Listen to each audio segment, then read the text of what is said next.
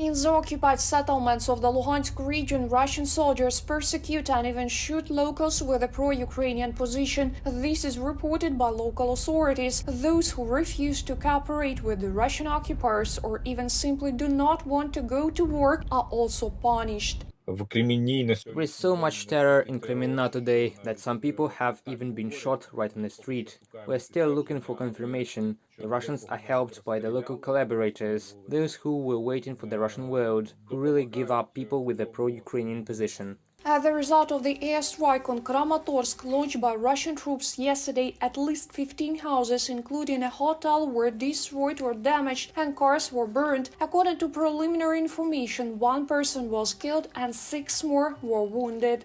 This is a deliberate attack on civilians. The Russian occupiers remain true to themselves and continue to fight unarmed people. This will continue until we push them out. Everyone, please evacuate. Evacuation is temporary, but you need to save your lives right now. Pavlo Kirilenko, head of the Donetsk Regional Military Administration. There are victims as a result of shelling by the Russian occupiers in Sloyansk as well. They have been hitting the city every day for almost a week, and each time their targets are residential areas and civilian infrastructure.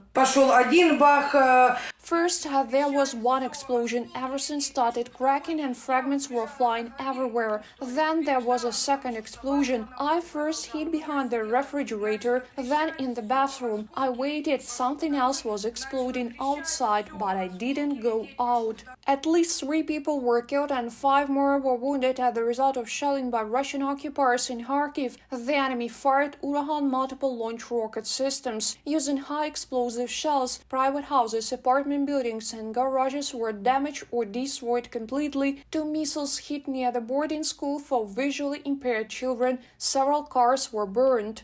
The Russian occupiers hit one of Kharkiv's districts, preliminary, with multiple launch rocket systems. We ask the residents of Kharkiv to be as careful as possible, not to go outside without need. After all, the enemy strikes insidiously, striking residential areas and civilian infrastructure. Oleksiy Nyugubov, head of the Kharkiv Regional Military Administration. Shelling by Russian occupiers continues in the Sumy region. Also, the day before, according to local authorities, there was less shelling than in recent days. The Russian occupiers opened fire once during the day. They fired machine guns and automatic grenade launchers at the outskirts of one of the villages in Shalykhina community. No casualties or damage were reported. Dmytro Zhivitsky, head of the Sumy Regional Military Administration. One of the missiles fired by Russian troops at the Odessa region the previous day hit the tanker Millennial Spirit, which was drifting at sea under the flag of Moldova. There was no crew on board, but there were almost 500 tons of diesel fuel and some cargo on board.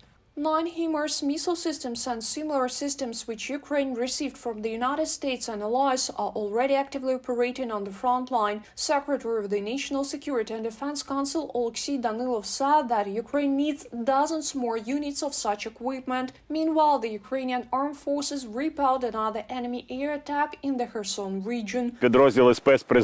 Special Forces unit completed the task of clearing Snake Island. About 3 dozen units of enemy equipment were confirmed destroyed. Abandoned ammunition and total ruins were discovered as the usual trace of the Russian world. As a symbol of victory and revival of these ruins, Ukrainian servicemen raised the Ukrainian flag. Reported by Ksenia Buhay, Mariana Krechet, UATV News.